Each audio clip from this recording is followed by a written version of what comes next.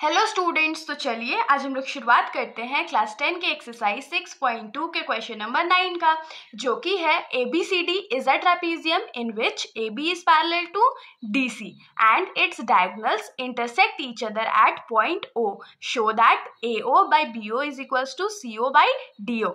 तो इस क्वेश्चन में हम लोगों को क्या बोला गया है कि ABCD जो है वो एक ट्रेपेजियम है और इस ट्रेपेजियम में साइड AB जो है वो CD के पैरेलल है और इन दोनों का जो डायगोनल्स मतलब इस ट्रेपेजियम का जो डायगोनल्स है वो एक दूसरे को इंटरसेक्ट कर रहा है एट पॉइंट O. तो हम लोगों को ये प्रूव करके शो करना है. तो चलिए हम लोग शुरुआत करते हैं. तो सबसे पहले हम लोग क्या करेंगे, तो फिगर से क्वेश्चन को समझने का कोशिश करेंगे. तो हम लोग एक ट्रेपेजियम ड्रॉ कर लेते हैं.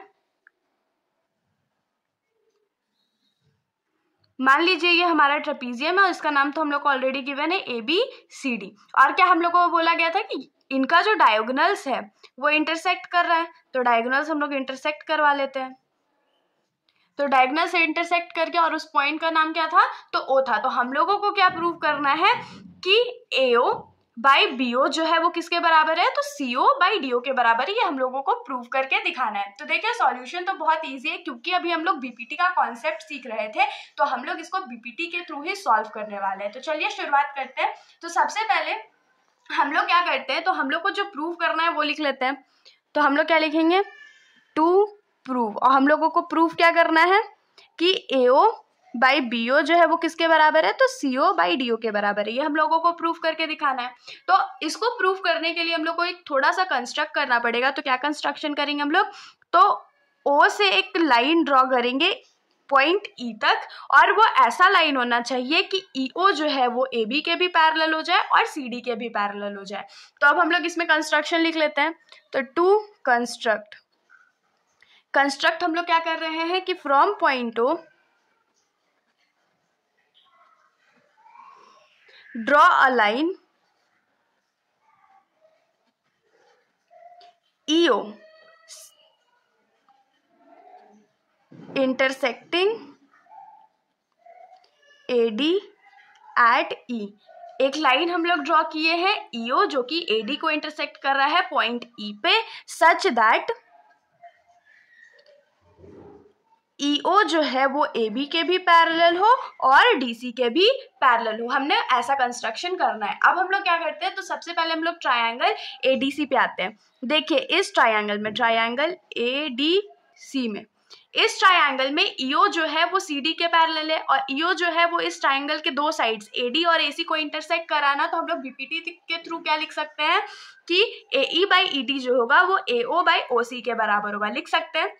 तो हम लोग इसको लिख लेते हैं कि प्रूफ क्या होगा. सबसे पहले हमारा in triangle ADC, triangle ADC में क्या होगा, तो EO जो है वो CD के या DC के पैरेलल है. Therefore by basic proportionality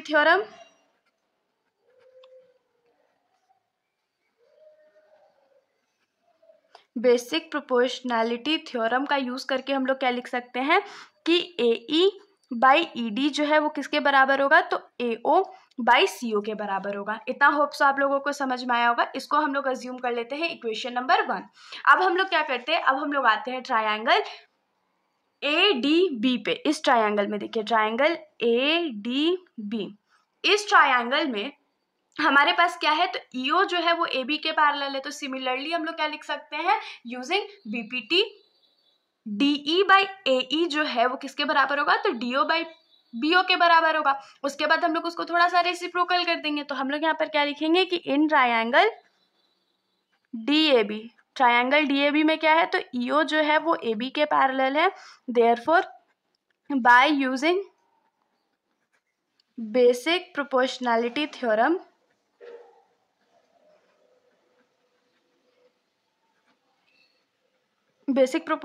theorem का यूज करके हम लोग क्या लिख सकते हैं कि DE बाई AE जो है वो किसके बराबर है, DO बाई BO के बराबर है. अगर हम लोग इसको थोड़ा सा रेसिप्रोकल कर दे, तो रेसिप्रोकल करने से क्या होगा, ये हमारे इक्वेशन नंबर 1 से कुछ सिमिलर दिखेगा. तो चलिए रेसिप्रोकल कर देते हैं.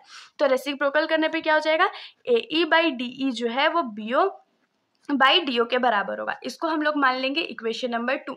अब देखिए इक्वेशन नंबर 1 और इक्वेशन नंबर 2 में हमारा जो LHS है वो इक्वल है ना, बराबर है ना। तो हम लोग ये बचपन से सीखते आए हैं कि अगर दो इक्वेशंस में LHS हमारा बराबर होता है तो RHS भी बराबर होता है। तो हम लोग यहाँ से क्या लिख सकते हैं कि from equation 1 and 2 we can write that AO by CO जो है वो BO बाई DO के बराबर है।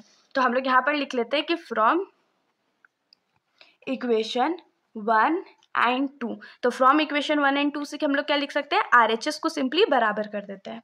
तो हमने RHS को यहाँ पर बराबर कर दिया, लेकिन ट्विस्ट क्या है क्वेश्चन में कि हमारे पास AO by CO is equals to BO by DO आया, लेकिन हम लोगों को प्रूफ क्या करना है, AO by BO is equals to CO by DO। तो बहुत कॉम्प्लिकेशन नहीं है, हम लोग क्या करते हैं, हम लोग जानते हैं कि इक्वल टू अगर बीच में होता है तो हम लोग फ्रैक्शंस को क्रॉस मल्टीप्लाई कर सकते हैं। तो हम लोग इसको क्रॉस मल्टीप्लाई कर देते हैं, जैसे AO को रहने देते हैं, CO के BO के जगह पे भेज देते हैं और BO को CO के जगह पे ले आते हैं। तो ये क्या हो जाएगा, AO by BO is equals to CO by DO। यही तो हम लोगों को प्रूफ करना था, तो ये हो गया हेंस प्रूफ। तो इसके साथ हमारा ये जो सॉल्यूशन है यहीं पर खत्म हो जाता है। अगर आप लोगों को डाउट हो तो आप लोग कमेंट सेक्शन में पूछ सकते हो, वरना अगर आप लोगों को वीडियो अच्छी लगी तो वीडियो को लाइक करिएगा और मेरे चैनल को बिना सब्सक्राइब करे कहीं मत जाइएगा। Thank you.